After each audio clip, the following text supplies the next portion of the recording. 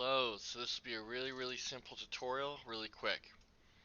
We're going to try to pick up a coin, we're going to try and keep track of how many coins we've picked up, and we're going to try and put that onto the screen so the player knows how many coins they've picked up. I wanted something just really easy, really fast. A lot of videos were too long for me, or a little messy, or kind of took some side tangents that I didn't care about. I just wanted to simply know how to communicate between your classes and the widgets. This is what it'll look like. Pick up the coins. I got some debug text to the left, and I got the HUD on the top right. Very simple. Picks it up, counts the coins. How did I do that? Super easy. First, I made the coin, which is just a cylinder I reshaped to be flat, and a box collision around it. Then I made the widget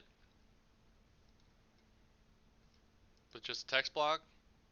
I bounded the text. I bound the text to a function.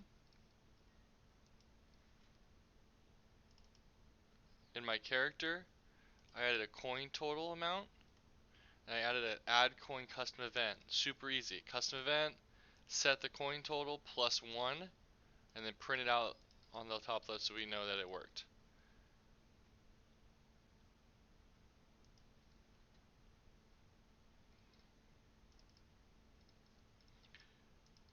Now that you've seen that, really simple. This is not the best way to do it in the long term, but this is the way we'll do it to keep it easy.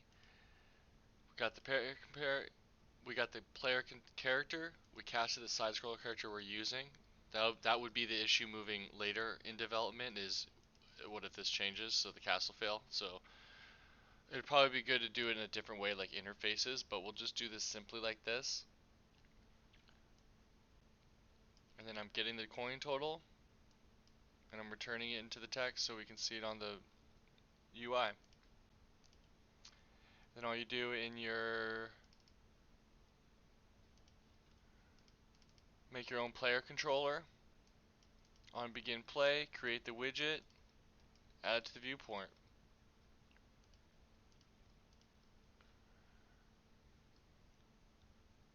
And then make sure in your game mode that you are using your current player controller. Boom. That's all you need to know. Let me know if you would like the source. I could send you it. I could send you the project. That's all there is.